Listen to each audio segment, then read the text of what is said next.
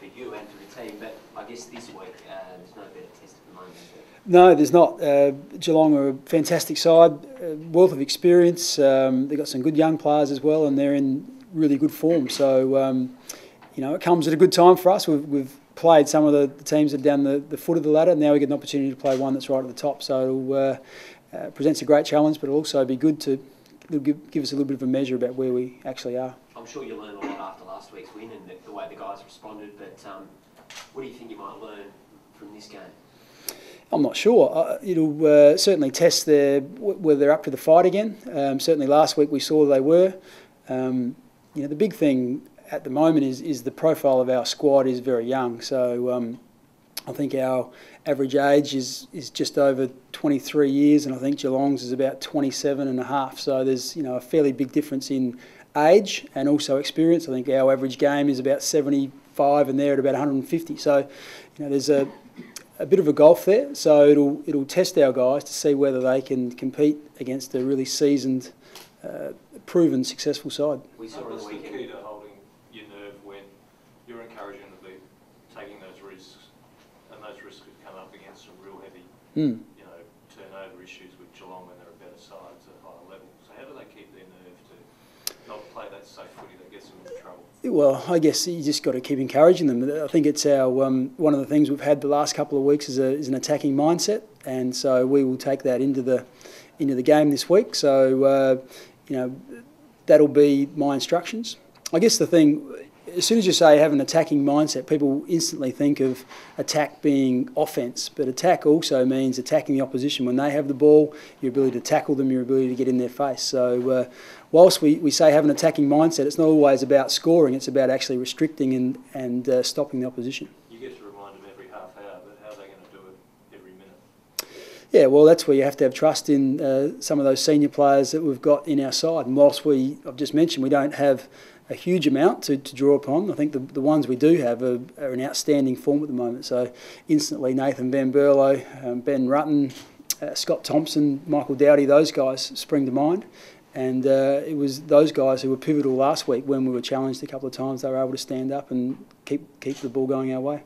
Callanan and Douglas won't be considered this week, along with Kurt Tippett. Kurt just not quite right in terms of where we want to go and what we're doing at the moment. We'd rather be a bit conservative with Kurt.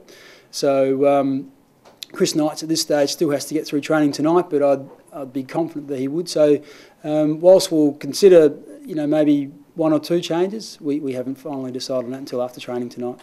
And obviously, Jason, Paul Pleasure just taking the cautious approach there, getting right for the pre-season?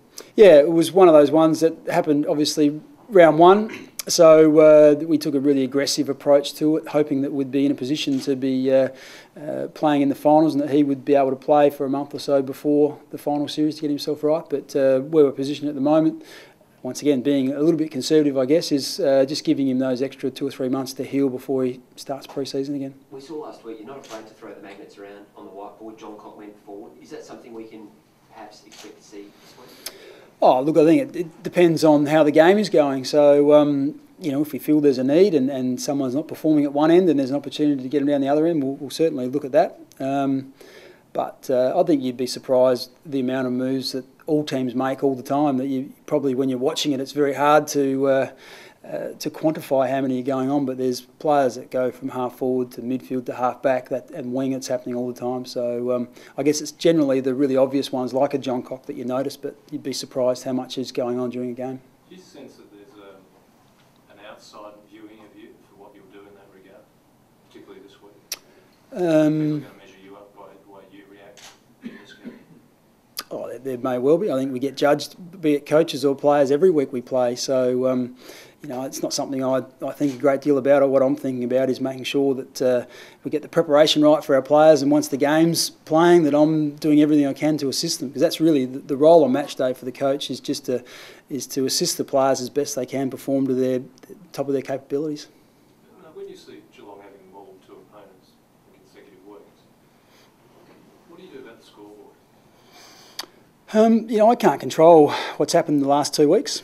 All I'm worried about is to make sure that when we go out there, that the same thing doesn't happen to us. So, and we'll and part of that is about the way we prepare, the way we look at what they were able to do over the past couple of weeks, and how we make sure that we do it better than the opposition sides they've played against. So, just like whoever we're playing, I'll watch a couple of games of what they've played the previous couple of weeks. I'll certainly watch one of the past 2 games, but I'll also go back and watch some of the games where they've played against teams that have, played some good footy against them as well. What about the mentality as a respectable losing margin? I don't buy that. We're not into respectable losses. That's how they play rather than what the scoreboard will say? Yeah, well, there'll be some elements of what we measure and what we want to do, but we're out there to win, of course. And if we don't win, we'll look at opportunities of how we can do it better. But respectable losses, I don't think are what we're about, because it's, I guess there's a comfort about losing, which I don't subscribe to. Can I just ask you about Ian Cullen? When he first came to the club, could you see him as a 4 or 5 year player? The thing about Ian is that whilst he's, I don't know his exact age now, might be 29 now, I played till I was 34, and one of the reasons I was able to do that was because I didn't start playing till I was around 22. So, and the other thing you need to be able to maintain football as your number 1 priority. Now, having seen Ian and the way he goes about his training and his playing and his preparation, he is as good a person at doing that as I've seen. So what that suggests to me is that whilst he prepares really strongly and it remains a number 1 priority, I can see him playing for another couple of years at least. Will he play before the end of the year, do you think? Well, that'll be up to him and form and a whole range of issues, but it certainly gives him an advantage that he's actually back playing for Central. That we'll get another chance to look at him. So he'll play in the South this week too? Yes, it looks like that way. Are you comfortable with what you've got up forward?